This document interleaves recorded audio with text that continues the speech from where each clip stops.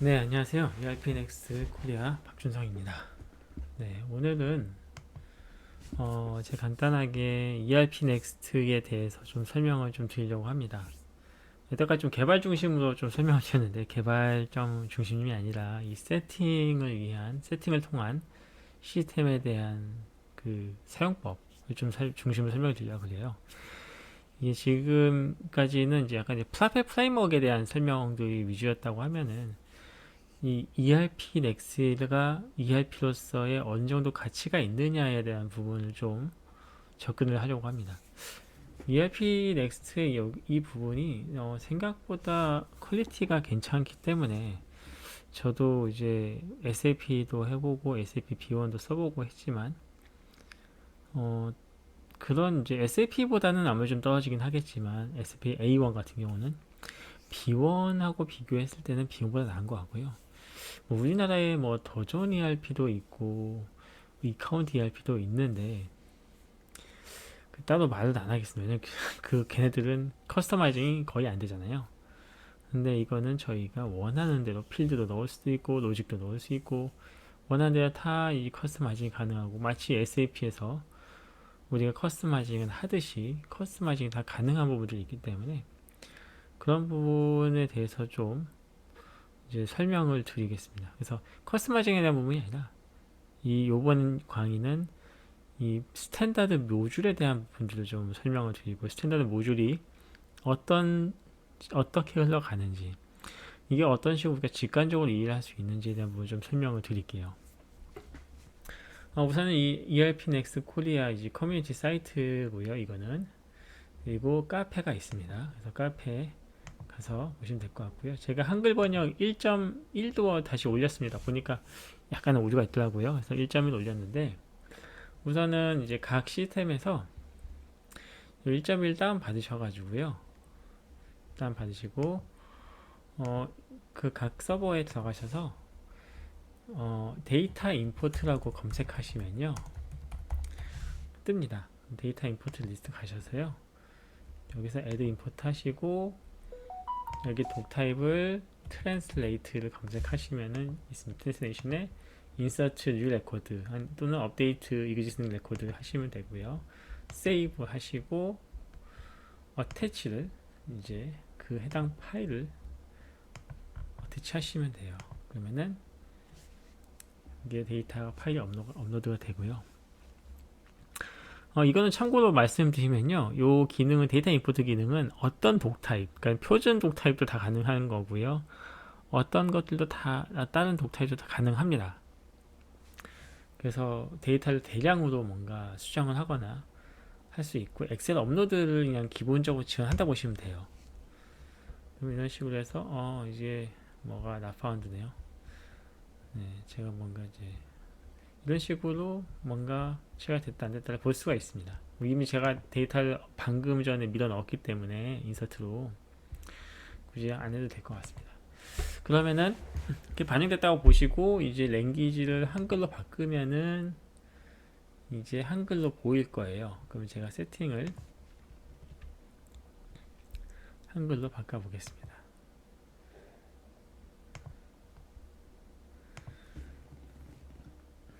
이제 리프레싱을 하고요. 이제부터 이제 독타입은 들어가지 않고요. 표준 기능 위주로 좀 설명을 드릴게요. 우선 가장 로그인 하자마자 이제 세팅을 해야 되는 부분은 어느 ERP나 마찬가지로 어카운팅입니다. 회계 시스템이거든요. 회계 시스템 가시면요. 이런 식으로 여러 가지 세팅이 있는데 계정 과목표가 있고 여러 가지 있는데 가장 여기서 처음 접하는 건 회사입니다. 자, 회사로 들어가시면요. 제가 셋업한 ERP 넥스트 코리아라는 게 회사 이름이 있습니다. 들어가셔서 여기 보시면 여러 가지가 있는데요. 여기 이제 도메인이 어떤 도메인이다라는 것도 넣을 수 있고 선택할 수 있고요. 그 도메인만 쓰고 그 다음에 이 약어를 변경하실 수도 있고요. 얘가 또 그룹 회사냐 아니냐는 걸 설정할 수 있고 기본 통화 세팅하실 수 있는데 저희가 초반에 ERP 넥스트 그 전에 이제 그 설치 영상 보시면 제가 셋업하는 거 보여드렸잖아요. 거기에 국가랑 다 넣었기 때문에 요거는 기본적으로 들어갑니다. 이건 레터 헤드를 세팅하는 부분인데요. 요거 같은 경우는 우리가 출력물을 만들 때 기본에 맨 위에 올라가는 출력 기본물 어떤 경우에는 회사 로고라든지 회사 주소라든지 거기 이런 정보들을 처음에 세팅하는 부분이 이미지 파일이겠죠. 그 다음에 이거는 이제 휴일에 대한 것, 이제 그 홀리데이 세팅 부분인데, 이것도 저희가 뭐 예를 들어서 토요일날 일요일날 쉬잖아요. 그거 외에 그 우리나라의 휴일을 데이터를 밀어 넣으시면 돼요. 그래서 목록을 만들고 해서 플러스에서 만드시면 되는 부분이고요. 이걸 해야지만 나중에 HR 모듈에서 근태나 이런 부분들을 저희가 카운팅할 수 있습니다. 그래서 그 이제 HR에서 캘린더를 가지고 이제 근태를 관리를 하잖아요. 이제 그거를 쓸 수 있는 부분이고, 이 사람의 휴가다 아니다 이런 것도 쉬다 아닌 쉰다 아니다 뭐 나중에 이런 것들을 연동할 수 있는 거죠. 기본적으로 하는 거고, 요거 좀 약간 번역이 잘못됐는데 이게 뭐냐, 어카운팅 그 레저예요. 제가 레저를 여러 개에서 좀 선정할 수가 있으니까 이제 뭐냐면은 예를 들면 이런 거죠. 재무 레저를 우리나라 기준은 KIFRS 기준으로 레저를 만드시면 되는데, 예를 들어서 우리나라가 아닌 다른 이제 자회사가 이 같은 시스템을 쓰게 돼요. 그럼 컴퍼니 코드를 더 추가하겠죠. 걔는 근데 레저가 두 개여야 돼요. 왜냐면 그 해당 국가에, 예를 들어서 인도 국가에 맞는 인도 레저가 들어가고, 그리고 그 위에 상위 개념에 뭐 KRPS 레저까지 써야 된다. 그러면은 그 부분을 세팅할 수 있는 부분이에요.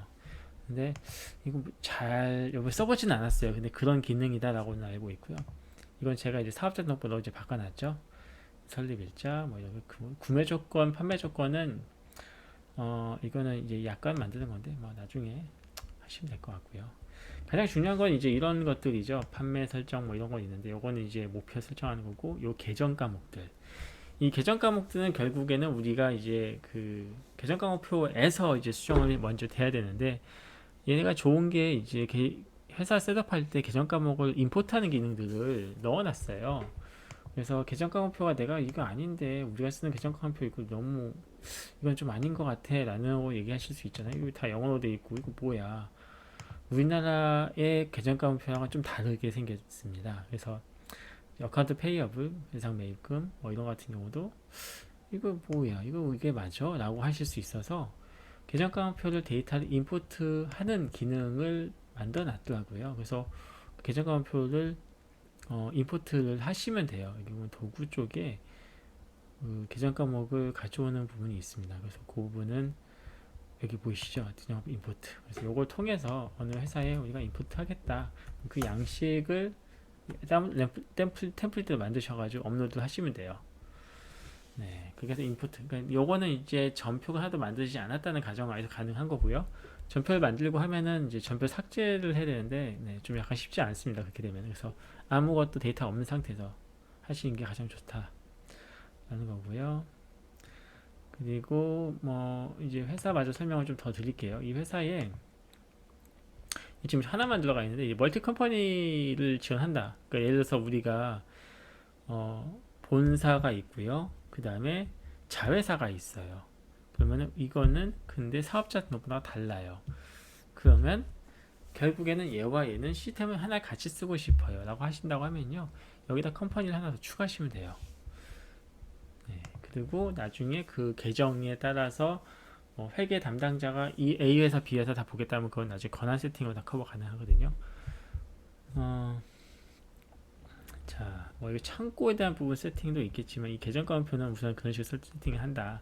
그래서 계정 가운표는 기본 현금 계정부터 시작해서 채권 계정, 이건 채권 채무 계정이죠. 채무 계정, 뭐 이런 것들 계정들을 세팅하실 수 있고, 고정 자산에 대한 부분도 세팅하실 수 있다.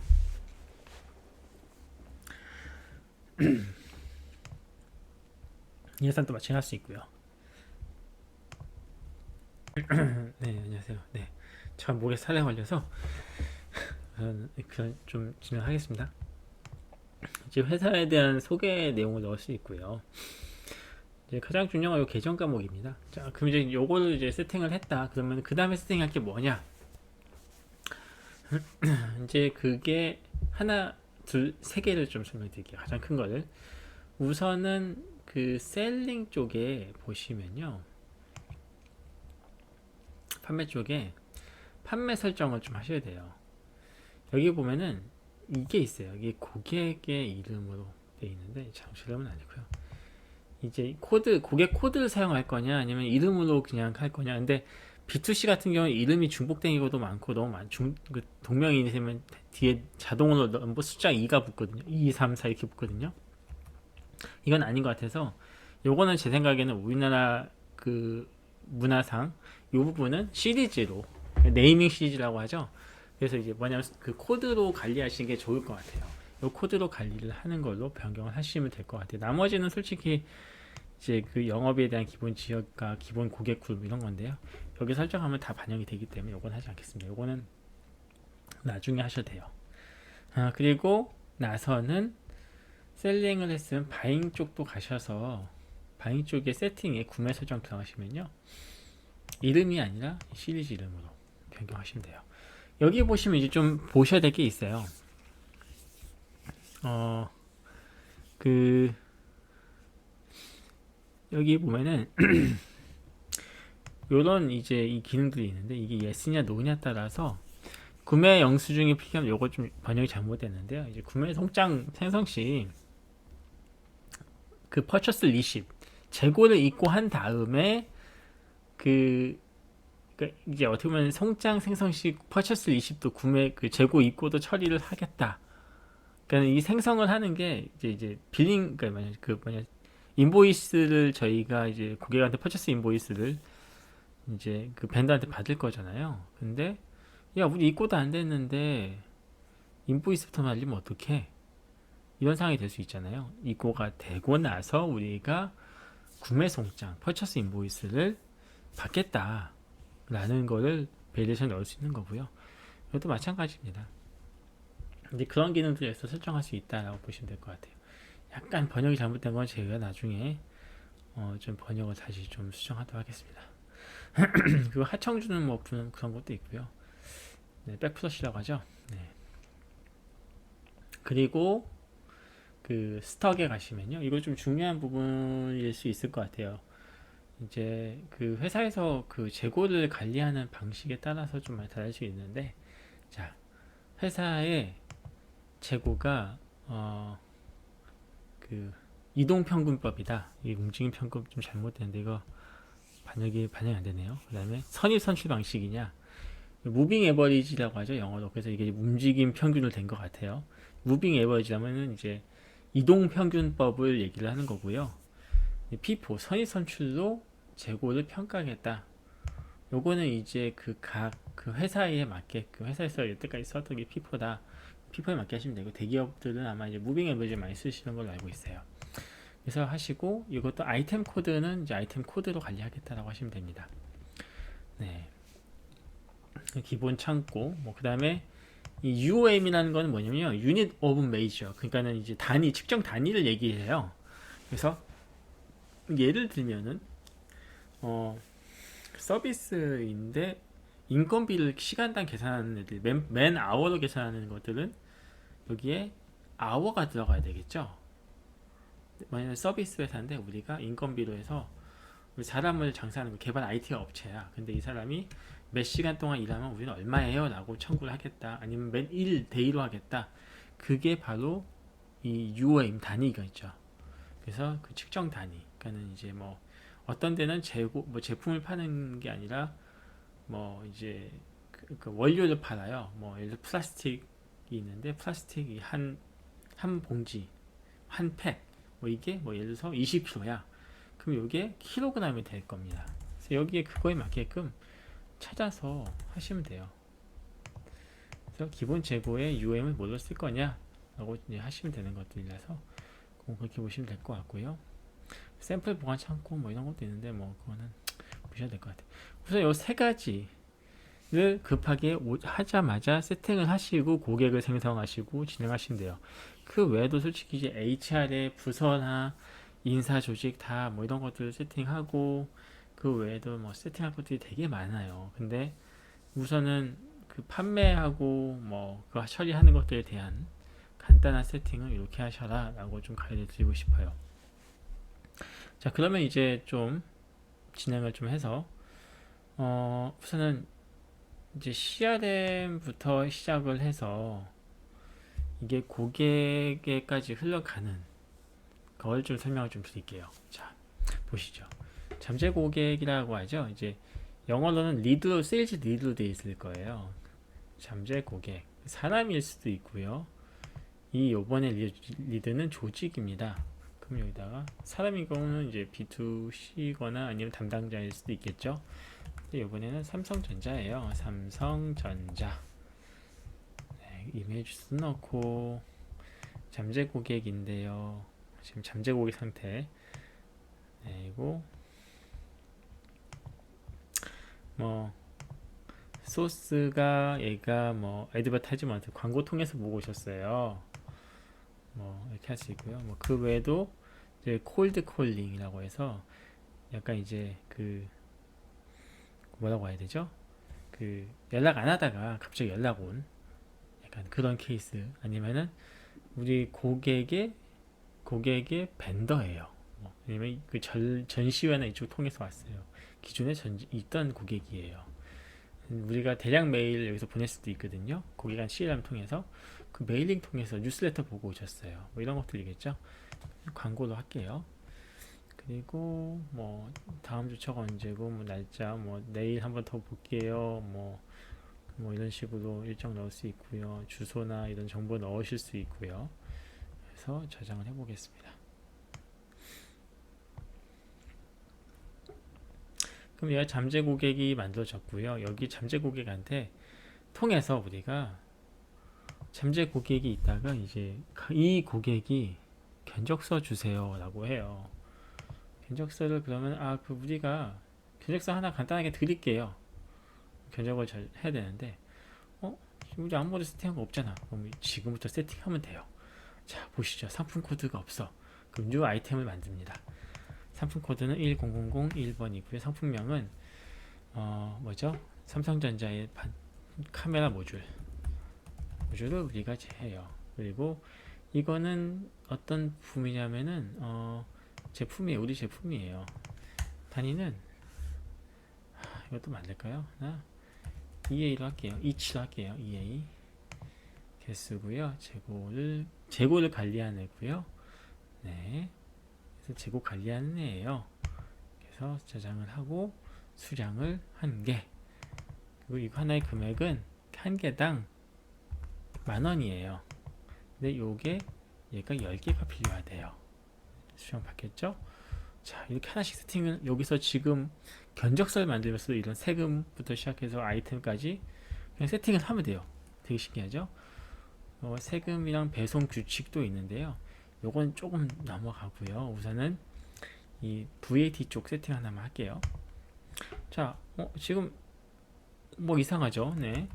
근데 여기 제가 세일즈 텍스 할게요. 판매 부가세 매출 부가세 10% 네. 하고 여기에 그 넷토탈 기준으로 해서 우리는 부가세를 비율로 10%를 먹여요. 그쵸? 계정 과목은 VAT 텍스가 되겠죠.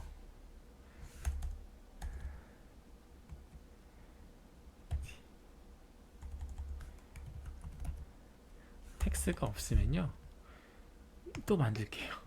그러면은 new 계정이고 페런츠 계정은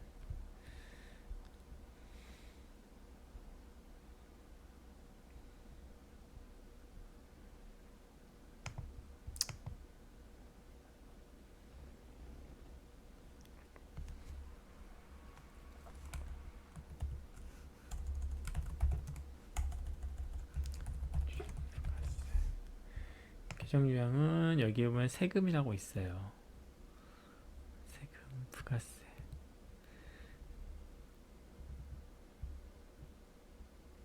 세금 그리고 얘의 비율 10%야. 네, 부가세 대금 그죠? 그래서 부채 항목으로 저장을 하겠습니다. 근데 이게 좀 잘못됐어요. 솔직히 말씀드리면요. 왜냐면은 계정번호를 안 땄어요. 계정번호를 따야 되는데 계정번호 안 따고 제가 했네요. 계정번호를 딸게요. 계정 이름이 계정번호가 23에 얘가 예를 들어서 99야, 얘다 99야 이런 식으로 할게요. 하나 업데이트를 하고 계정 과목표까지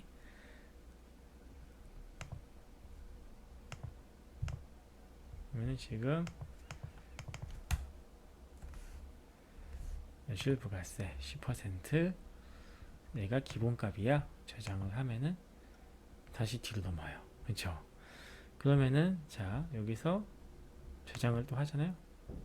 그러면은 우리가 아까 이 견적서로 다시 넘어가면은 남아 있습니다. 남아 있어요. 여기서 기본값이 매출 버스 10%예요. 이거의 10%를 매출 총기를 위해서 10%를 애드업하죠. 네. 나중에 뭐 쿠폰이라든지 이런 것들을 뭐 적용하겠다고 하실 수도 있어요. 그리고 이제 지불 조건인데 이제 수금 조건이죠. 수금 지급 조건이라고 보시면 돼요.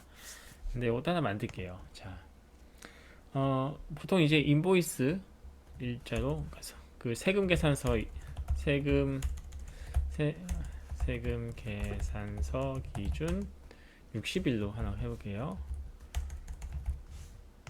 지급 조건도 나중에 만들 수 있는데 이것도 또 만들어야 되네요. 인보이스를 이건 이제 뭐냐면요. 추가하는 거예요. 나중에 우리는 30%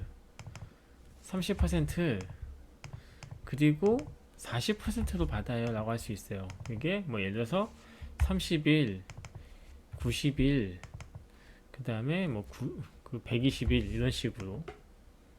그래서 요거는 뭐 조건 어떤 조건이고 뭐 이런 내용을 해서 이렇게도 하실 수 있어요.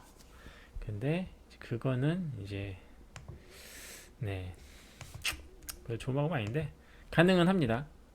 네. 그런 식으로 해서 지급 조건을 쪼개 쓸 수 있어요. 이것도 이제 SF도 이런 식의 기능이 있거든요. 동일하고요. 입지급 조건도 여기다가 포션 100% 그래서 세금 계산서 60일 할게요. 신용기는 60일 세이브 세금 계산 60일 세이브 네 세이브 그리고 여기에 아까 견적서 가시면은 이렇게 그러면은 지금 뭐 견적서 하나 만들면서 계속 세팅하고 있어요. 그렇죠? 신기하죠? 견적서를 만들면서 그냥 세팅한 거예요. 이용 약관도 하다가 약관도 하나 만들까? 이제 이거는 이제 판매 약관이죠. 이제 어떻게 보면 이제 계약서로서의 효력을 발하기 위해서 약관을 넣기도 합니다. 근데 견적서니까 이렇게 안 할게요. 인쇄 설정에 레터헤드 말씀드렸었죠. 그 내용들인데 없어도 된다. 뭐 우선은 이렇게 하고 저장을 하겠습니다. 하면은 이제 이게 이제 임시 상태로 넘어갔고요. 얘를 이제 출력을 이런 식으로 해서 레터헤드가 없으니까 여기 비어 있고요.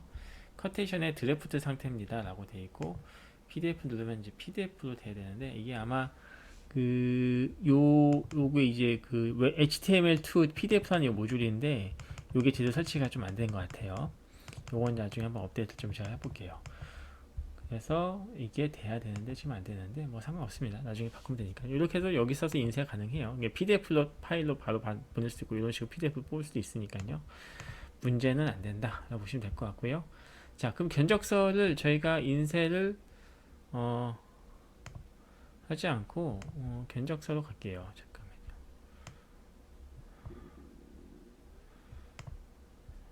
네, 이거 전체 페이지구나. 확정 컨펌을 하겠습니다. 확정 컨펌을 하면은 그리고 나서 어떤 방식으로 하냐? 이메일로 보내겠다.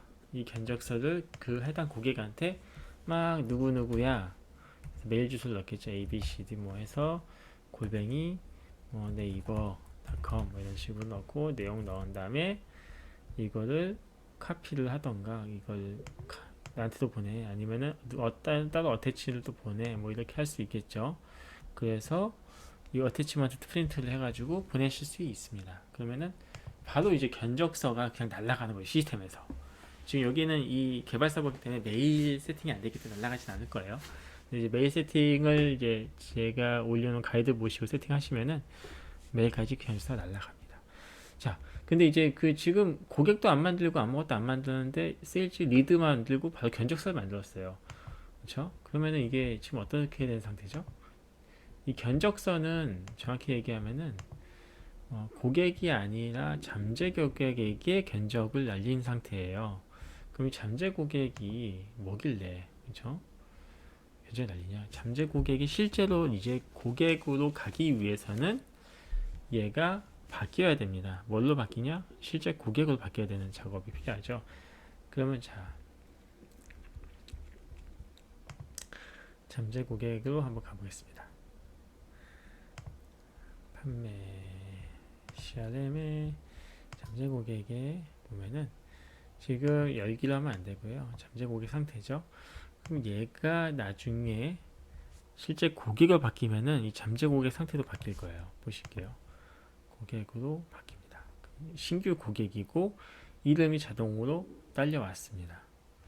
그리고 네, 나머지는 상관없는데 이런 정보가 이제 잠재 고객으로부터 들어왔습니다 라는 정보였죠. 그래서 뭐 물론 영업기회로부터도 올 수도 있어요. 잠재 기후 고객으로부터 잠재 고객을 만들고 잠재 고객에서 고객이 될 수도 있고요. 영업기회를 따서 영업기회를 만들어 가고 있다가 이제 영업기회라는 거는 이제 뭐 업체 그러니까 고객이 우리 이런 거 사업을 할 건데 참여하세요. 입찰 참여하세요. 하면 우리가 견적을 내고 이게 우리의 영업기회다라고 인지를 하는 거죠. 그런 게 있을 수 있습니다. 우선은 두 가지가 다 있을 수 있지만 얘는 잠재 고객으로 만들겠다라고 하고요. 세팅을 할게요. 여기에 보면은 또 이제 그 채권 계정을 뭐 예를 들어서 어느 회사는 나눠 놓기도 해요. 어떤 뭐 이제 이 고객이 해외 고객이면 외상 외입금 외화 외상 매출금 외화 매출금, 외상 매출금, 이제 원화, 뭐 이런 식으로 계정을 나누겠다면 여기다 세팅하시면 돼요. 여기다 어떤 그 계정을 쓰겠다. 채권 계정을 뭘로 쓰겠다라고 세팅하시는 부분이고요. 여기는 이제 신용한도, 이 고객의 이제 신용도가 A 플러스야.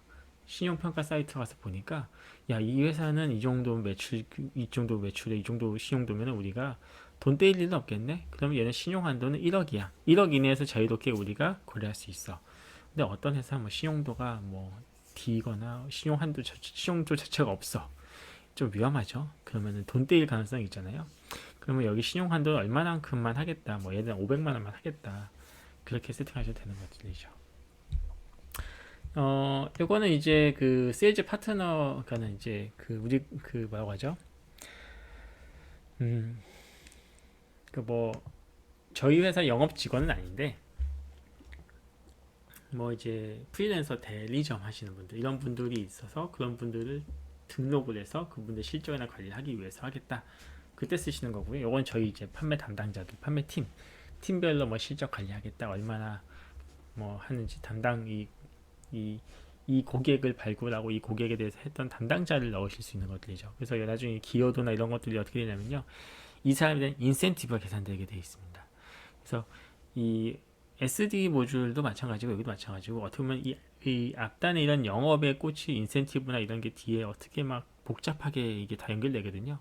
그런 것들을 여기 앞에 고객단에서 넣을 수 있는 부분들이 있습니다. 그래서 그렇게 보시면 되고요. 우선은 간단하게 저장만 하겠습니다. 여기 이제 주소도 넣고 여러 가지 넣을 수 있는데 그런 거나 이런 건 좀 다 우선은 뺐습니다. 간단하게.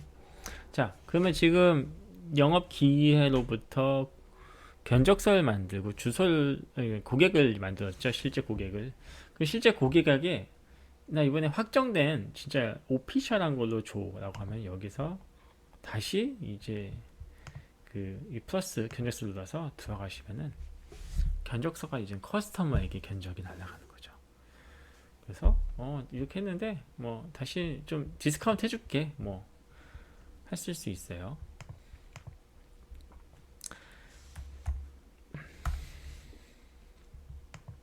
여러 항목 넣을 수 이렇게 쓰실 수 있는데 하나만 넣을게요. 그러면 아까 했던 것처럼 부가세 이제 세팅되고 다 되면서 이게 됐죠. 할인을 해주자. 그래 할인 얼마나 해줄까? 할인 금액 야 1,000원 해줄게. 1,000원이 할인되면서 보세요. 이렇게 되면서 부가세 금액도 바뀌고요. 네, 되게 시원해지죠. 1,000원이 빠집니다. 그리고 이것도 이 정도로 우리가 하겠어요 라고 할게요. 이런 식으로 견적서를 만들 수 있는 거죠.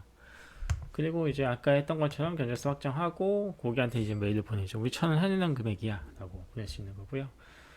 이제 그 견적서를 했는데 지금 제 견적서가 2개가 날라갔잖아요. 근데 요거는 어떻게 보면 커테이션을 만든 건데 요거는 이제 안 써. 그러면은 이제 뭐 이유 만들고 해서 요거는 이제 더 이상 처리 안 해요 라고 할 수 있는 것들이죠. 그리고 실제로 나간 이 견적서, 이제 오피셜한 이 견적서 방금 만든 거 가지고 여기 보시면은 세일즈 오더를 만들고 있습니다. 플러스 누르시면 돼요. 그러면은 바로 세일즈 오더가 만들어지고요. 세일즈 오더가 만들어지면 어떻게 됩니까? 네, 세일즈 오더에 언제 우리가 딜리버리를 하겠다라는 거를 넣으셔야 되죠. 넣어야 됩니다. 주소나 어디로 배송 주소 이름도 넣으셔야 돼요. 그렇죠? 그래서 이런 거 넣고 고객 주소 넣으셔야 돼요. 그래야지 배달이 되겠죠. 그래서 언제까지 배달을 하겠습니다 라는 부분이고, 근데 지금 보시면은 이게 불이 들어와 있어요. 왜 불이 들어와 있는 줄 아세요? 이유인즉슨 재고가 없기 때문이에요.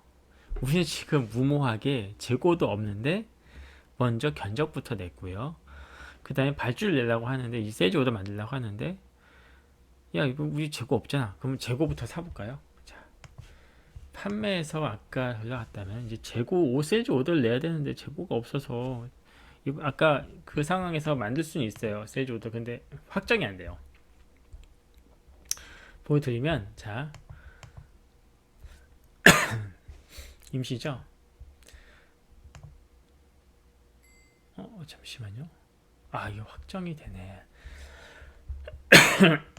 재고의 세팅을 아마 재고가 없어도 마이너스 재고에서도 할 수 있게끔 지금 해놓은 것 같아요.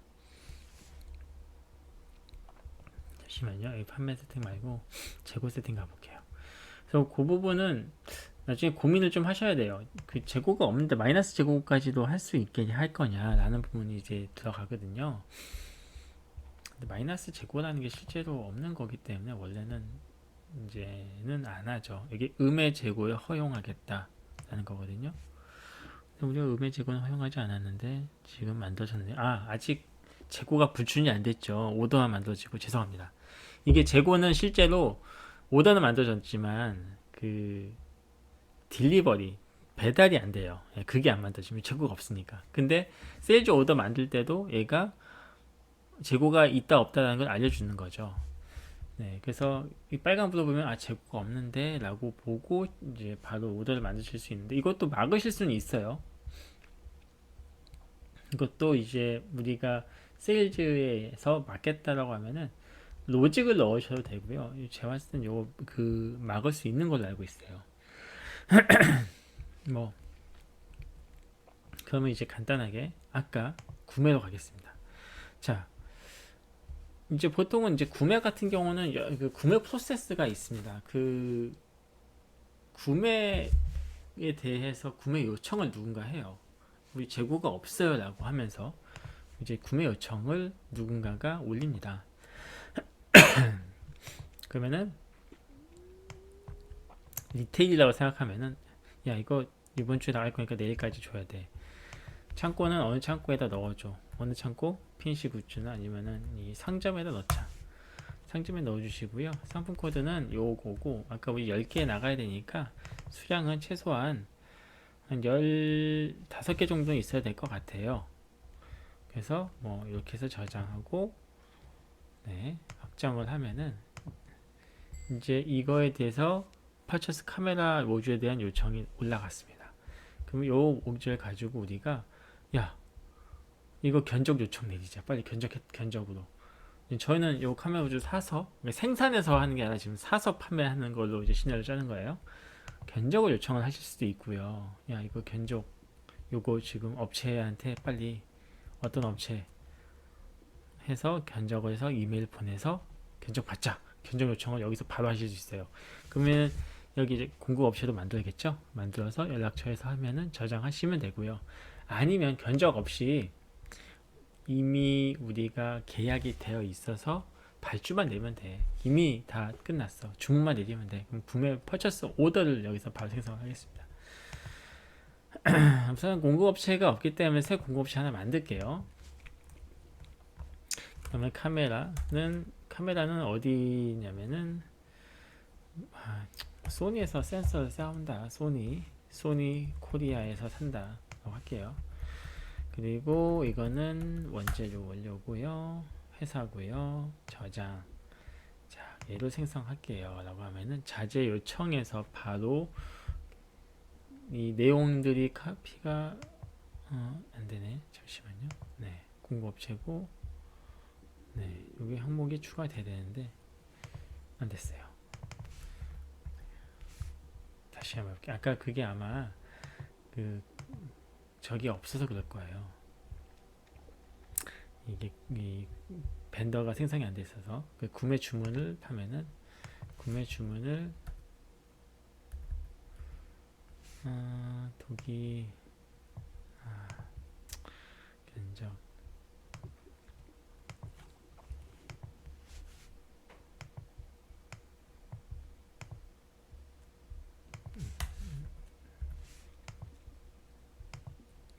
소니 코리아고 보시면 15개 생성돼 있죠. 주소 연락처 마찬가지로 이제 우리 공급업체 주소와 뭐 이런 걸 빌링 주소를 넣어야 되겠죠. KRW고 이제 이거는 이제 그 타리프라 보시면 돼요. 가격에 대한 타리프 얼마다. 우리는 요거를 한 개당 9,000원에 사와요. 네, 그래서 이 정도 가격이고요. 네, 세금도 이제 세팅을 해야 되는데 아까는 이제 매출 부가세였다고 하면 이제 매입 부가세를 여기서 세팅하시면 돼요. 똑같이 10%. 이것도 하고 그래서 이런 식으로 주문을 내면은 얘가 주문이 되고 지원이 된 거를 한번 해보죠.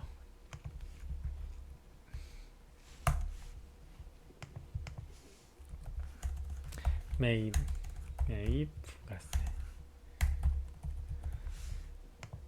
기본값, 매입에 대한 부가세 기본값이고 얘도 내 토탈 기준이고 계정 헤드는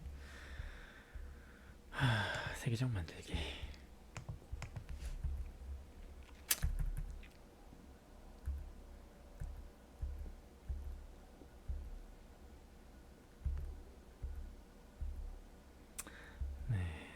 우선은 얘가 자산 계정인데 자산에 대한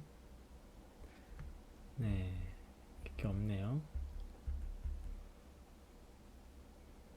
텍스 에셋 도 되어 있는데 이걸 해볼게요.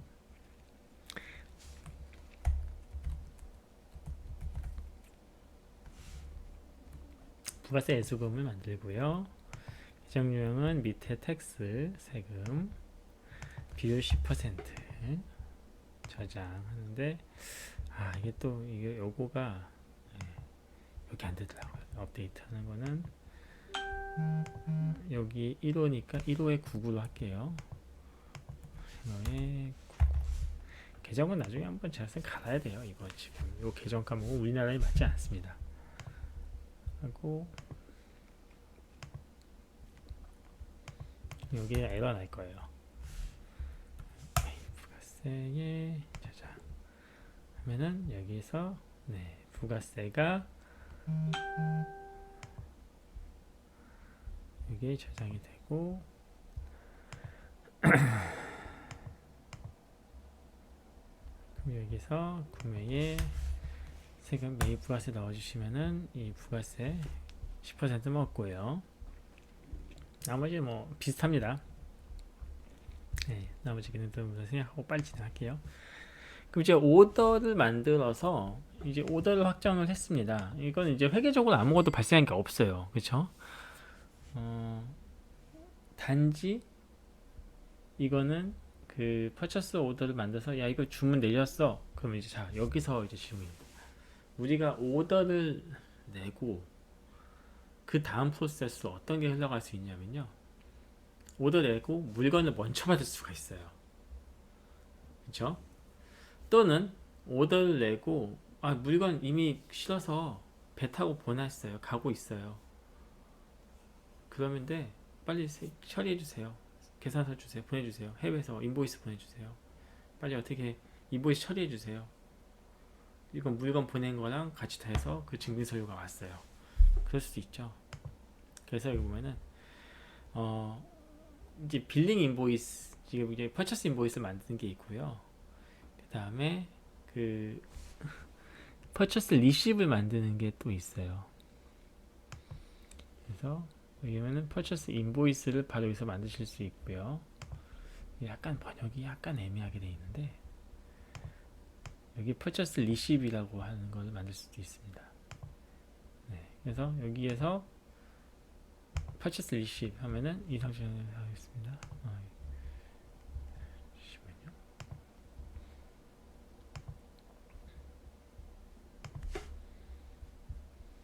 그래서 자재 요청해서 했고, 퍼처스 리시브, 이건 이제 구입 영수증이 번역이 좀 잘못됐어요. 네. 는 바로 퍼처스 리시브로 가면서, 이가 재고 입고죠. 재고 입고 처리하는 거를 영수증 리시브 수취하다라는 건데, 재고 입고 처리하다는데 영수증으로 자동 번역이 잘못됐네요. 네. 그래서 우리는 여기 스토어에 이 재고 15개를 받을 거야, 이 가격으로 해서. 그래서 부가세는 이 정도 금액이고 이렇게 들어가. 네. 그래서 요거를 제가 저장을 할게요. 자, 아직 확정이 안 됐죠? 확정 안 됐는데 오늘 날짜에 오늘 받았어 라고 확정을 해버릴게요. 그냥. 그럼 이제는 회계적인 전표가 쳐졌습니다.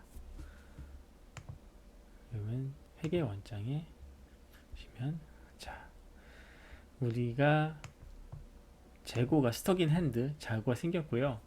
재고 스톡은 이슈 받았는데 아직 빌링은 안 했어요 라는 이제 이 가계정 같은 게 부채 계정이 하나 생겨 있어요. 나중에 이걸 없애면서 A 어카운트 페이어블 달아요. 그것도 좀 보여드리겠습니다. 그래서 이런 식으로 처리를 한다.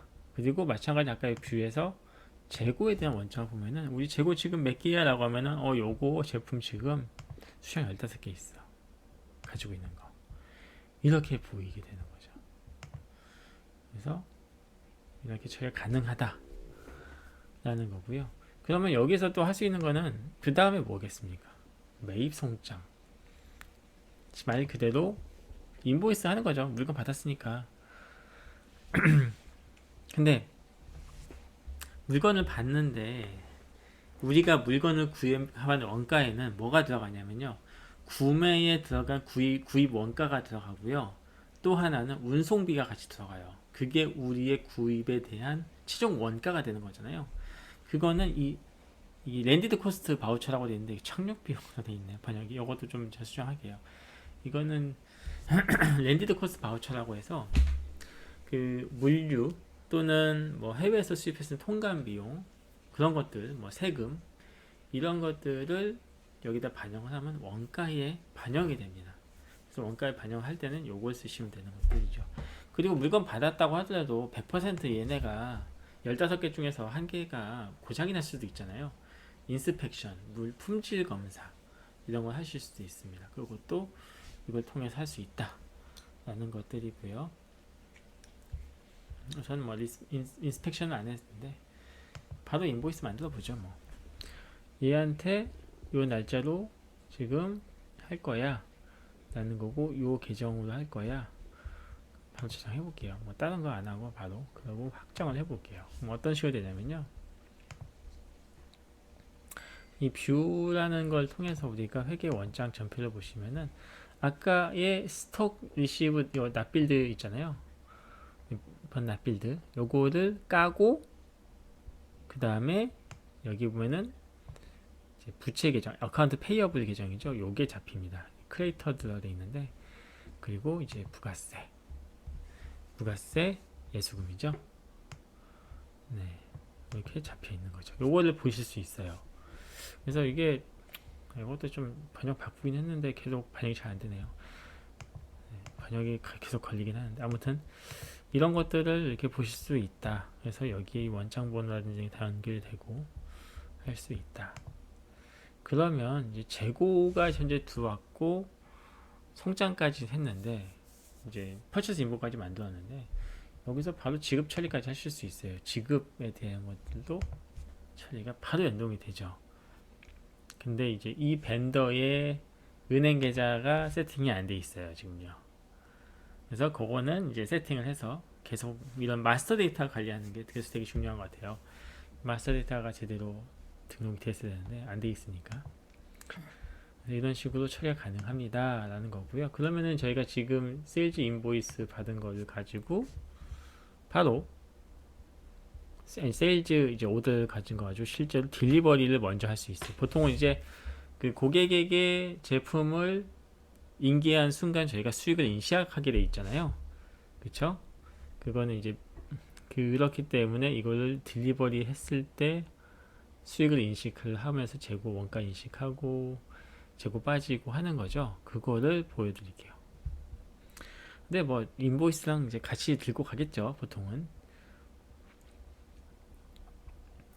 자, 그러면은 판매 주문인데 여기 보면 상태가 청구가 아직 이제 출고가 안 된 거예요. 이제 상태가 전달되지 않았고요. 결제는 청구되지 않았어요. 지금 그거예요. 요거에 들어가서 야 이거를 딜리버리를 해주자. 고객 배송을 할게요. 삼성전자에게 배송을 할 거야. 10개를 요 금액에 할 거예요.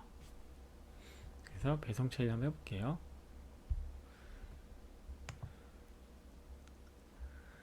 이게 만들어졌고요. 전에게 확정을 합니다. 그러면은 뷰를 보시면 회계 원장에 저희의 요 재고가 빠지죠, 원가에서.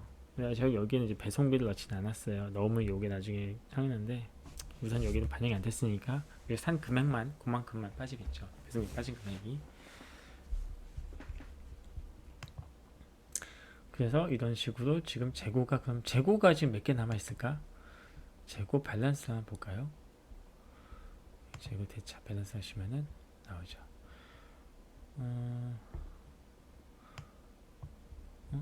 대차인데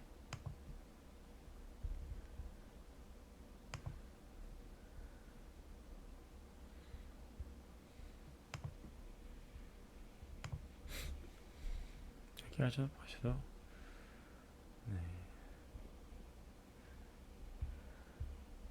지금 10개가 나와서 5개 남았어요. 실제 수량이. 그쵸. 이런 식으로 보입니다. 재고 와서 보셔도 되고, 뭐, 지금 이제 배송까지는 했어요. 그러면 어떻게 하냐? 이 배송을 하면서 고객한테 송장을, 야, 이거 돈 주세요. 라고 하실 수도 있고요. 그죠? 근데 아까 인보이스에, 그러니까 오더에서 만드실 수도 있고요. 그럼 얘가 어떻게 달리냐면요. 좀 약간 달라져요. 여기 이제 이 딜리버리 오더라고 하거든요. 배송 오더에서 만들면은 여기에 연결되는 그 아이템에 아마 그 내용이 얘는 기장감부터 변경하실 수 있어요. 참조값이 이렇게 들어갈 거예요. 주문과 배송이 이렇게 엮여서. 근데 그냥 오더 만들고 딜리버리가 안 된 상태에서 이렇게 해버리면 딜리버리 오더에 대한 그 아까 그 배송 오더는 빠진 상태로 들어가겠죠. 약간 달라진다라고 보시면 될 거고, 하고 저장하고 확정을 하면은 마찬가지로 이제 세일즈 세운계산서 끊은 거죠. 매출 세운계산서 끊어진 거죠. 근데 아직 돈은 수금이 안 된 상황이다. 그래서 회계 원장 보시면요, 이런 식으로 채권 달리고요, 부가세 달리고요, 매출 잡힌 거죠. 네, 이렇게 보시면 됩니다. 우리 디스카운트 했는데 이 디스카운트는 어떻게 여기서는 그냥 빼고 잡힙니다. 디스카운트 뺀 상태에서 이렇게 보시면 될 것 같아요. 근데 되게 좀 제가 지금 하면서 매출 매입에 대해서 뭔가 가격을 넣고 저장을 했어요. 얘가 어떤 이제 다음에 똑같은 거 저장할 때도 똑같은 지금 금액이나 이런 것들 그 타리프 그 금액 있잖아요. 판매 금액 매입 금액이 똑같은 게 다 반영이 돼요. 어디에? 자, 여기 보실까요? 여기 보면 구매에 대한 가격 리스트가 있어요.